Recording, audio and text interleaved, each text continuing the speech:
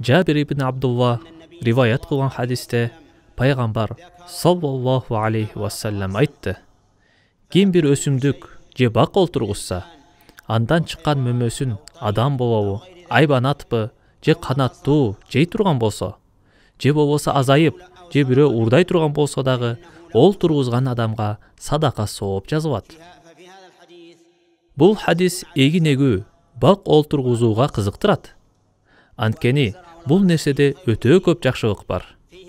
Диний жактан дагы, дүйнөлүк жактан дагы пайдасы көп.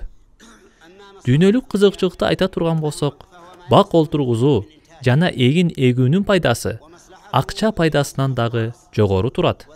Анткени бул дыйкан же багбанга эле пайдасын бербестен, бүт мамлекетке пайдасын тийгизет. Бүт мамлекет пайда көрөт. Анын мөмөсүн сатып алып, адамдар жешет. Коомдун пайдасына иштеп, көп жакшылыгын берет. Акча болсо сандыкта жата берет. Андан башкалар пайда көрбөшү да мүмкүн.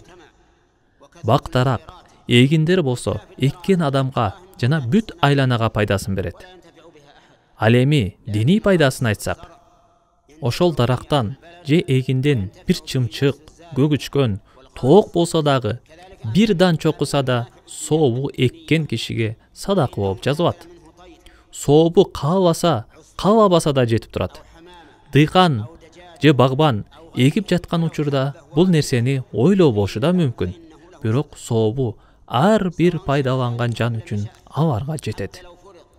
Мындан да таң калыштуусу, эгер бирөө бир мөмө уурдап кетсе, мисалы дейли, курма бактан курма уурдап кетти.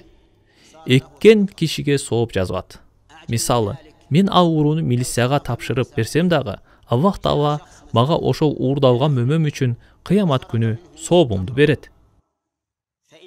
Дарактан бир мөмө түшүп, анын нымдуулугу жерге сиңсе, же курт кумурскалар жесе дагы садака болуп жазылат. Мына бул хадис ачык далилдеп, кызыктырып жатат эгин эгип бак олтургузууга. Анткени бул нерседе дүйнөлүк жана диний пайдалары көп.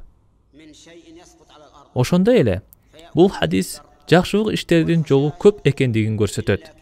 Жана да кандай бир жакшылыктан башка адамдар пайда көрө турган болсо, сообу биринчи баштаган кишиге жетери айтылды. Ал киши алгач ниет кылса дагы, кылбаса дагы.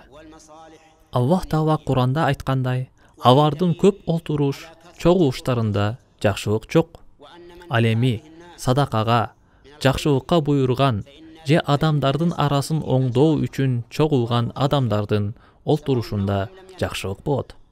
Жана ким ушуну Аллахтын ыраазычылыгын тилеген абалда жасаса, ал адамга жакында улуу сооп беребиз. Бул аятта Аллах мындай жакшылык иштерде сооп бар экендигин айтты.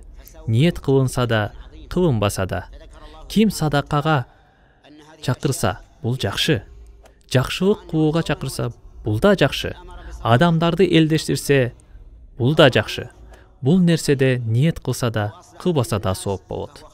Ал эми ушул иштерде Аллахтын жүзүн самап ниет кылса, анда Аллах Куранда айткандай, Аллахтын ыраазычылыгын тилеген абалда жасаса, ал адамга жакында улуу сооп беребиз.